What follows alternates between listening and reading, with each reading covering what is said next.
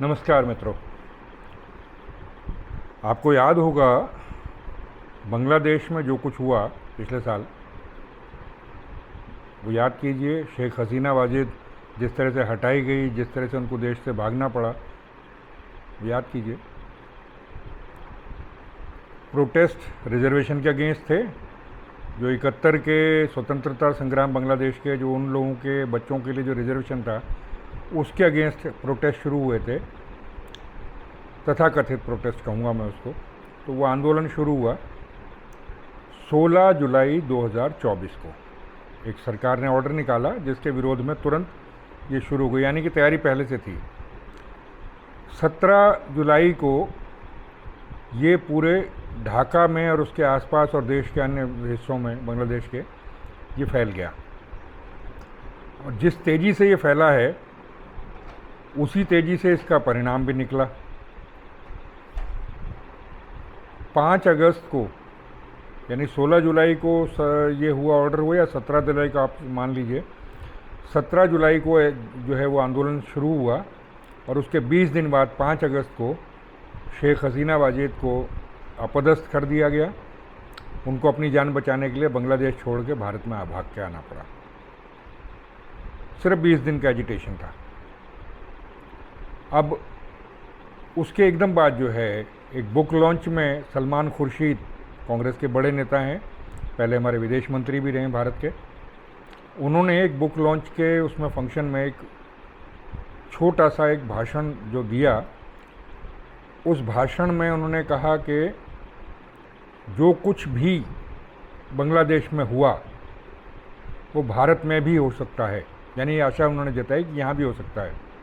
What's happening in Bangladesh can happen here. It's just that Bangladesh is a concentration of much that we have in our country, and the spread in our country prevents things blowing up in the manner in which they've blown up in Bangladesh. यानी कि जो सलमान खुर्शीद कहना चाह रहे हैं उनका ये है कि हम तैयारी तो कर रहे हैं, लेकिन अभी जो फोर्सेस जो हैं वो अभी जो हैं वो बिखरी हुई हैं। ताकतें जो भारत के विरुद्ध इस तरह का षड्यंत्र करना चाहती हैं और करेंगी, वो अभी बिखरी हुई हैं। सलमान खुर्शीद ने ये आशा क्यों जताई? थोड़ा मैं पीछे आपको ले जाता हूँ, ध्यान से जो है डेट्स पर ध्यान दीजिएगा। आपने सुना होगा अरब स्प्रिंग 2010 में ट्यूनीसिया में शुरू हुआ था ये आंदोलन। इजिप्ट, यमन, लीबिया और बहुत सारे देशों में होता हुआ इसने बहुत सारे जो हैं वो सत्ता परिवर्तन किए। आज बहुत क्लियर हो चुका है कि ये जो अमेरिकन डीप स्टेट है, जो लेफ़्ट लिबरल जो कैबल है, उनका षड्यंत्र था जिसके तहत ये हुआ। तो ये शुरू हुआ ट्यूनीसिया में। ट्यूनीसिया में एक उसके वो देखिए क्या उसका किस तरह से उसका जो है वो शुरू हुआ कि एक सब्जी वाले की रेडी का लाइसेंस मांगा एक पुलिस वाले ने। जब वो लाइसेंस नहीं दे पाया तो उसका जो है वो सब्जी जब्त कर ली। उसके नाम पर वो शुरू हुआ। मोहम्मद वाजीबी उसका नाम था, जिसने कुछ दिन बाद जो है वो आत्महत्या कर ली। वो अपने आप को जलाने की कोशिश की, बचाने की कोशिश की तो नहीं हुआ। तो ये प्रोटेस्ट शुरू हुआ 18 दिसंबर को, 18 दिसंबर 2010, और सत्ता परिवर्तन कितने दिनों में हो गया? 14 जनवरी को। यानी सिर्फ 27 दिन का प्रोटेस्ट था, 26-27 दिन का। और जो 30 साल से जो सत्ता थी वो अपदस्थ कर दी गई ट्यूनीसिया में। अगला नंबर आया अल्जीरिया का, जहाँ ये प्रोटेस्ट शुरू हुए 29 दिसंबर 2010 को, लेकिन अल्जीरिया में जो है वो उसको कुचल दिया गया। 14 जनवरी 2011 के आसपास वो जो है वो कुचल के शांत कर दिया गया। फिर शुरू हुआ जॉर्डन में 14 जनवरी 2011। अल्जीरिया में ख़त्म हुआ 14 जनवरी 2011 में, उसी दिन शुरू हुआ जॉर्डन में। यहाँ भी ये असफल रहा। अरब स्प्रिंग का जो आंदोलन था अक्टूबर 2012 तक किसी तरह चला, लेकिन वो ख़त्म कर दिया गया था शुरू में ही। 15 जनवरी 2011 को ये शुरू हुआ इजिप्ट में, मिस्र में, और 11 फरवरी 2011 यानी कि 16 दिन के प्रोटेस्ट में, 16 दिन का जो आंदोलन था, उसी में होस्नी मुबारक जो वहाँ के प्रेसिडेंट थे उनको अपदस्थ कर दिया गया। सिर्फ 16 दिन। आप इससे अंदाज़ा लगा लीजिए कि जिस दिन ये शुरू हुआ प्रोटेस्ट, उससे पहले कैसी कैसी तैयारियां करके बैठे हुए थे। उन्होंने ग्राउंड भी टेस्ट किया होगा, सारे सब तरीके अपनाए होंगे कि गवर्नमेंट का रिस्पांस क्या आएगा, कैसे आएगा, उससे हम कैसे वो करेंगे, ये सब कुछ करके तैयारी करके बैठे हुए थे। सिर्फ 16 दिन के प्रोटेस्ट में इजिप्ट जैसे बड़े देश का राष्ट्रपति जो है अपदस्थ कर दिया गया, सत्ता परिवर्तन हो गई वहाँ। फिर आते हैं हम 27 जनवरी 2011 को। उस दिन यमन में प्रोटेस्ट हुआ। उस प्रोटेस्ट के बाद क्या हुआ, वहाँ सिविल वॉर शुरू हो गई जो आज तक चालू है। फिर फरवरी 2011 में 21 या 22 फरवरी को शुरू हुआ था लीबिया में। कर्नल मुअम्मर गद्दाफी वहाँ के जो राष्ट्राध्यक्ष थे उनको हटा दिया गया, उनकी हत्या कर दी गई, और उसके बाद से और आज तक लीबिया में सिविल वॉर चल रही है। अगली डेट 14 फरवरी 2011, बहरीन में शुरू हुआ यह आंदोलन, लेकिन सऊदी अरब ने और यूनाइटेड अरब एमिरेट्स ने, इन दोनों ने तुरंत मदद पहुंचाई, तो इसको जो है वो दबा दिया गया, लेकिन हुआ वहाँ बहरीन में भी। फिर ये मार्च में 18 मार्च 2011 को शुरू हुआ सीरिया में। वो जो अशांति वहाँ फैली थी, जो इसके थ्रू फैलाई गई थी, वो उसका रिज़ल्ट ये हुआ कि आज की डेट तक भी वहाँ सिविल वॉर चल रहा है, और अल्टीमेटली वहाँ जो बड़े हिस्से पे, सीरिया के बहुत बड़े हिस्से पे जो मिलिशिया हैं, मुस्लिम मिलिशिया हैं, उसका राज चल रहा है। वो जो टेररिस्ट जिसको डेजिग्नेट किया गया था अमेरिकन सरकार द्वारा, उसको अभी ट्रंप ने अपने साथ बिठा करके उससे बातचीत की एज प्रेसिडेंट। तो आप समझ में आ गया होगा डीप स्टेट का खेल। जो ये अरब स्प्रिंग था, ये उसके अलावा अल्जीरिया में चला, जॉर्डन में चला, मोरक्को में चला और ओमन में चला, लेकिन यहाँ सत्ता परिवर्तन नहीं हो पाया। हालांकि अशांति जो है वो उसकी वजह से आज भी वहाँ फैली हुई है। तो ये अरब स्प्रिंग के चला। अब तुलना कीजिए, ये सारा जो कुछ हुआ घटनाक्रम मैंने जो बताया, इसकी तुलना कीजिए भारत से। आपको अगर ध्यान होगा 2014 में सत्ता परिवर्तन हुआ, वोट के थ्रू हुआ। 2019 में दोबारा भारतीय जनता पार्टी की सरकार बनी, मोदी दोबारा प्राइम मिनिस्टर बने। तो उसके बाद से वो शुरू हो गया जो अरब स्प्रिंग के जैसा यहाँ भी कुछ किया जाए, सत्ता परिवर्तन के लिए किया जाए। अब उसकी गोटियाँ कौन बने?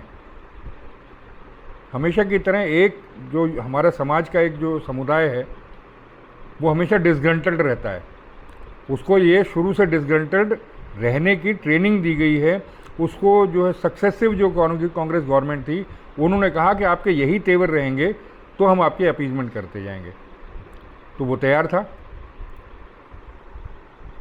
तो अब आया CAA, सिटीजनशिप अमेंडमेंट एक्ट।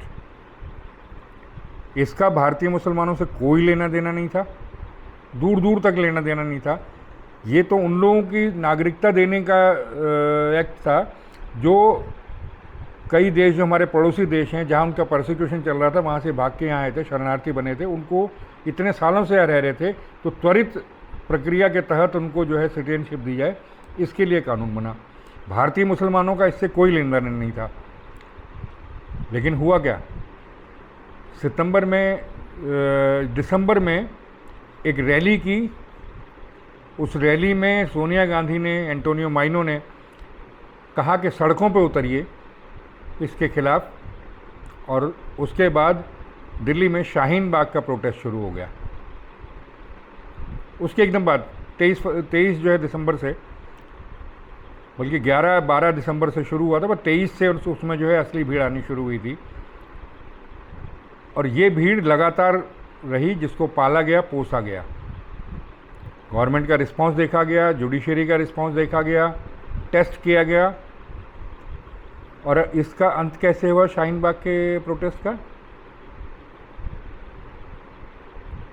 पूर्वी दिल्ली में दंगों से। अल्टीमेटली ये क्योंकि वो लॉकडाउन वगैरह लग गया था तो उठना पड़ा, तो दिल्ली में दंगे हो गए। अब दूसरी बार टेस्ट किया गया सरकार की जो है प्रतिक्रिया को, उसकी स्ट्रेंथ को, उसकी कमी को, सिस्टम कैसे जो है वो मोड़ा जाएगा, कहाँ कैसे क्या उसमें कर किया जाएगा। तो शुरू किया गया किसान आंदोलन। सितंबर 2020 में सरकार तीन जो है किसान बिल लेके आई। देखिए, MS स्वामीनाथन कमेटी की रिपोर्ट जो थी, जिसमें जो है वो किसानों को APMC जो अनाज मंडी है, कृषि उपज मंडी हैं, उसके अधिकारियों के चंगुल से बचाया जाए, इसके जो है बहुत strong recommendation MS Swaminathan committee की रिपोर्ट में थे। 2004 में और 2006 में 5 हिस्सों में ये रिपोर्ट MS स्वामीनाथन ने दी। तो ये रिपोर्ट जो है वो कांग्रेस गवर्नमेंट दबा के बैठी रही। बहुत प्रोटेस्ट होते रहे, कभी महाराष्ट्र में हुए, कभी दिल्ली में हुए, कभी कर्नाटक में हुए, कई जगह प्रोटेस्ट हुए, कुछ नहीं हुआ उस पर। तो MS स्वामीनाथन कमेटी की जो रिकमेंडेशंस थी उस पर जो है 2020 में मोदी ने 3 बिल लेके आया, जो कृषि बिल जो है वो लेके आए। शुरू में सारे किसान संगठनों ने इनका जो है स्वागत किया। 2 महीने 1.5 महीने तक ये ऐसा ही चलता रहा। लेकिन फिर दिसंबर में कांग्रेस ने शुरू करवाया पंजाब से। ऑन रिकॉर्ड उस समय के जो कैप्टन अमरिंदर सिंह जो चीफ मिनिस्टर थे, वो ऑन रिकॉर्ड कह चुके हैं कि हाँ, उन्होंने उनको दिल्ली भेजा है, किसानों को, सो कॉल्ड किसानों को। आड़ती थे लेकिन चलो किसान के नाम पे शुरू हुआ, उनको दिल्ली भेजा। दिल्ली का घेराव किया गया, दिसंबर से शुरू हुआ ये। फिर जनवरी 26 को जब हमारा जो है वो रिपब्लिक डे था, उस दिन लाल किला पर जो है तिरंगे की जो है इंसल्ट की गई, खालिस्तान का झंडा फहराया गया, दंगा मचाया गया। और दिल्ली का घेराव जो है उसके बाद भी चलता रहा। पूरे 378 दिन दिल्ली का घेराव फिर भी चलता रहा, पूरे 378 दिन। और ख़त्म हुआ 11 दिसंबर 2021 को। इस दौरान दिल्ली में न तो उस एरिया से कोई आ सकता था, न जा सकता था। एक वेस्टर्न बॉर्डर पे रोड मेन रोक दिया गया, हाईवे रोक दिया गया, एक ईस्टर्न बॉर्डर पे रोका गया। दिल्ली में लोगों को तकलीफ़ें हुई, उससे क्या लेना देना। बेसिकली ये देख रहे थे गवर्नमेंट का रिस्पांस क्या होगा। किसान आंदोलन की आड़ में आड़तियों ने शुरू किया, बाद में इसको खालिस्तानियों को हैंड ओवर कर दिया गया। सबको मालूम है खालिस्तानी समर्थकों ने इसको टेक ओवर कर लिया था, इसीलिए वो जो 26 जनवरी को जो है वहाँ खालिस्तान का झंडा फहराया गया, तिरंगा हटा के। तो ये दूसरा था। ये एक्सपेरिमेंट चल रहा था कि देखते हैं गवर्नमेंट क्या रिस्पांस करेगी, सिस्टम हमको कैसे रोकने की कोशिश करेगा, सिस्टम क्या करेगा। ये सिर्फ उसकी कोशिश वो थी, रिस्पांस देखा जा रहा था। खैर, इस बीच में 2024 के इलेक्शन आ गए, मोदी तीसरी बार प्राइम मिनिस्टर बन गए। अब जो है ये फाइनल तैयारी पे आ गए हैं कि जो अरब स्प्रिंग वाला जैसा यहाँ भी सत्ता परिवर्तन का जो अराजक स्थितियाँ बना करके देश में जो हिंसक दौर एक लाया जाएगा, उसकी मेरे ख्याल टूल किट अब जो है फाइनल हो चुकी है। क्योंकि एक ऐसे इशू पर प्रोटेस्ट हो रहे हैं जिस पर सबको हंसी आ सकती है। राहुल गांधी ने परसों जो प्रेस कॉन्फ्रेंस है उसमें जो गलतियां बताई हैं, जो इलेक्टोरल रोल्स में जिसको उन्होंने जो है वो आरोप के तौर पे पेश किया है, भाई उन्हीं गलतियों को, उन्हीं कमियों को दुरुस्त करने के लिए ही तो ये SIR चल रहा है बिहार में, जो रिवीजन ऑफ इलेक्टोरल रोल्स है। लेकिन वो आरोप की तरह वो उसको पेश कर रहे हैं, सबूत के तौर पर कुछ नहीं पेश कर रहे हैं, शपथ पत्र नहीं देंगे और फिर प्रोटेस्ट भी है। तो मेरे हिसाब से जो मुझे लग रहा है वो ये है कि टूल किट जो है फाइनली तैयार हो गई है। अब किसी भी दिन जो है दिल्ली और उसके हो सकता है दिल्ली को ही पहले, सबसे पहले हो क्या सकता है, सबसे पहले दिल्ली ही घेरी जाएगी, दिल्ली में ही ये प्रोटेस्ट इस तरह के होंगे और फिर ये अराजकता फैलाई जाएगी देश के अलग अलग हिस्सों में। और फिर वो हिंसा का दौर जो राहुल गांधी एंड कंपनी बहुत दिनों से चाह रहे हैं।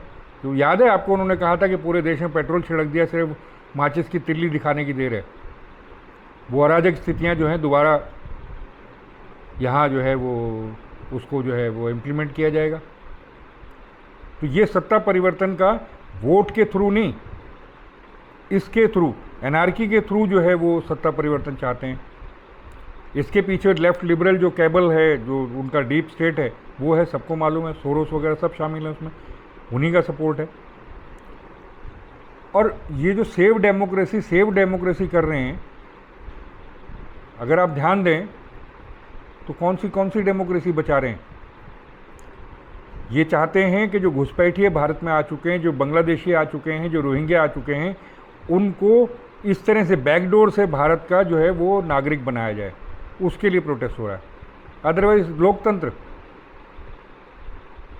लोकतंत्र में इनकी कोई आस्था नहीं है। इनके लिए लोकतंत्र नहीं है, इनके लिए है लोकतंत्र।